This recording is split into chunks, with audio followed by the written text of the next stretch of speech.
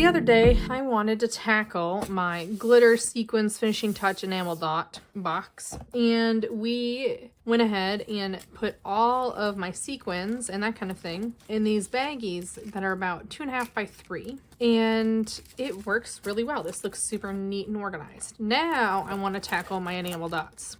So this is gonna kind of be a lengthy process, but essentially what I'm doing is I am color coding my enamel dots. And I have 2 goals for this project. 1, to be more organized, and 2, to not spend any money. What I am doing is I'm making my own pockets, my own protectors, and my own backing, all with supplies that I already have. So for this project, I have to use my fuse tool, and I need a metal ruler, and then a surface that is heat resistant. Now I have a glass desk, and that is actually what We Are Memory Keepers sells for this tool, is a glass desk. And to make the pockets, I am using just a regular old page protector. So my pockets are 4 by 5.5, and my inserts are 3 3/4 by 5 1/4. So what's nice about my desk is it has this grid, and because I'm using a page protector, I can look straight through it. So I'm lining up this edge, and I'm going to flip over my metal ruler. You do need to use a metal ruler in order to use your fuse tool. This one came with another We Are product that I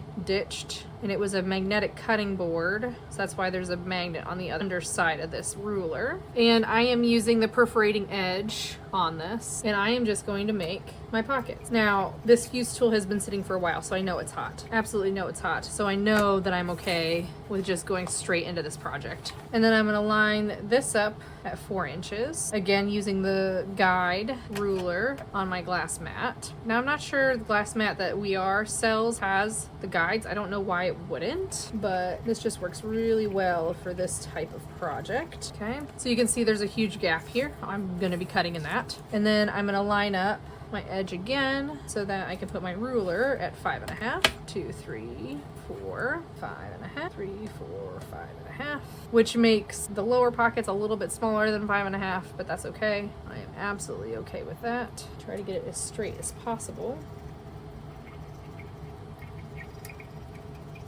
I have 4 pockets now. I've got a line across the middle at 5.5 and 2 at 4, measuring from the corners. And then I'm just gonna use my trimmer. So this is my Creative Memories trimmer. I love this trimmer. And I'm just gonna go right on the outside edge, making sure I'm actually on the outside edge. I have cut it where it's not on the outside edge before on accident, and that was a bummer because then I had to redo the pocket. But this is a cheap way. And then this edge can come off. Again, goal is to not have to buy anything, and the fuse tool allows me to do that. And then this is the bottom of the pocket, so I want to make sure I'm cutting below it so I can get the top of this pocket, and then the bottom of this pocket secure. And then same thing there. And then my inserts are 3 3/4 and 5 1/4, and I'm just using 65-pound cardstock from Joann. So 5 1/4 by 3 3/4. So 3 3/4 is this way, quarter. I like using Joann cardstock for stuff like this because it's cheap and it's thick. I feel like it's actually like 100 pound is 65 pound.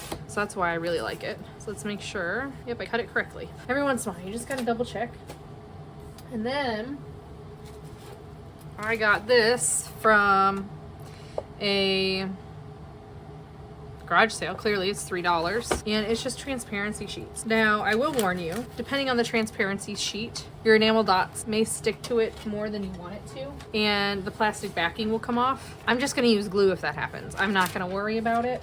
And I'm going to cut this transparency sheet the same as my insert, which is 3 3/4 by 5.5, and I'm not going to worry about the excess waste. Like this piece of paper or piece of transparency is just going to go straight in the trash. If you're a card maker, maybe you can use it for something, but I'm just gonna toss it. Clearly I have a lot of it, and I have it for projects just like this where you just need it. And then also you can make shaker cards with this transparency film. Like, it works out well. So then I've got my paper, my transparency film, and then my pocket all ready to go. And then it's just a matter of transferring the enamel dots to the new thing. And clearly I have a lot of teal, and I wanted to kind of have its own designation. Now I find it best to bend the transfer sheet that it's already on to get the enamel dot up. If you've worked with enamel dots in the past, maybe you have a better way. For the smaller ones, grab a little pick tool from Cricut or Dollar Tree, and I just slide this right underneath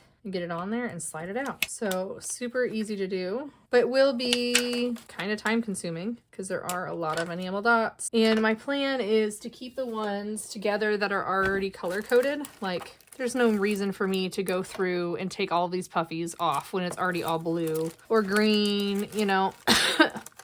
I might slide this one into a pocket, actually. I wonder if that's gonna be, yeah, it'll fit perfectly. I might just slide this into a pocket because it doesn't have any protection to keep it on there. I'm debating on these ones because they are already perfect. And I really don't want to take apart a whole set like that.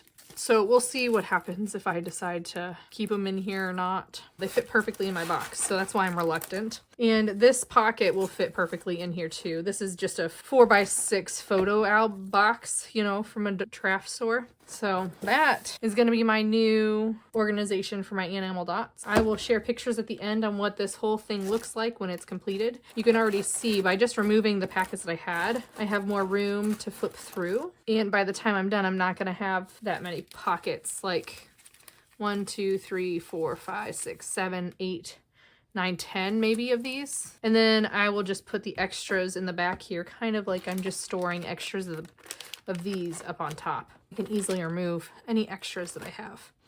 So that's how I am reorganizing my enamel dots on a budget. Let me know if you've just done this before, if you hated it, if you loved it. It's just kind of a time-consuming process, which I don't love, but I hope you have a wonderful day. Don't forget to like, comment, subscribe, and I'll see you next time.